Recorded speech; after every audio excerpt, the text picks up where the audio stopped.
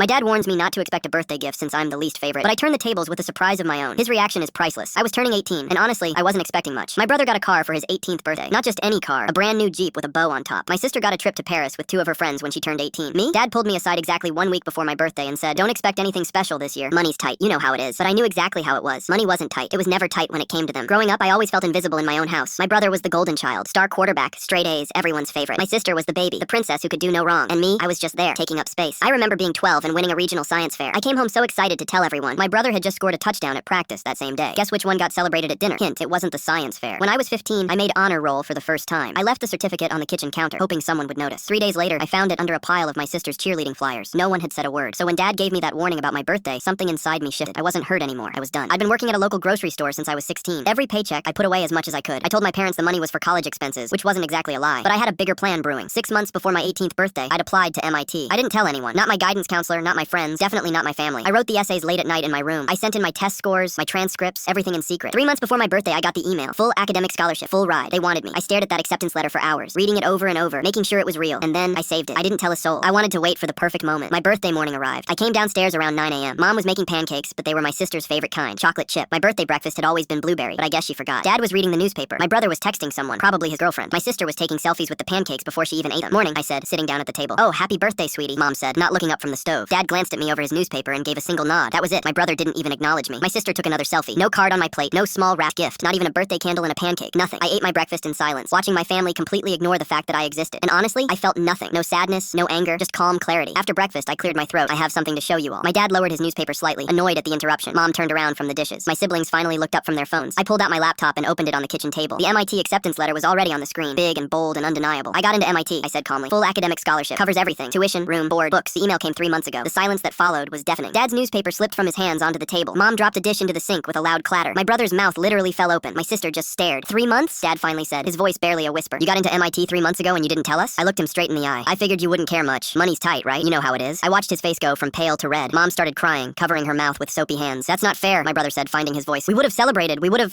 what?" I cut him off. "Noticed me for once? Put down your phone? Actually remembered it was my birthday without me having to remind you?" My sister looked down at her lap, tears starting to stream down her face. "I'm moving out next week," I continued, my voice steady. "I've already found an apartment near campus with 2 other incoming freshmen. Paid first and last month's rent with money I saved from the grocery store. My bags are half packed upstairs." Dad tried to stand up, but his legs seemed to give out. He sat back down heavily. "Son, we can talk about this. There's nothing to talk about," I said, closing my laptop. "I just wanted you to know that the kid you ignored, the one who wasn't worth a birthday gift, is going to MIT. Thought you should hear it from me before I disappeared." I stood up and walked toward the stairs. Behind me, I heard Mom sobbing openly now. I heard my sister whisper to my brother, "We really messed up. We really messed up." Yeah, they did. As I reached my bedroom door, I heard Dad call out my name. His voice cracked, but I didn't turn around. I had spent 18 years waiting for them to see me. Now I was done waiting.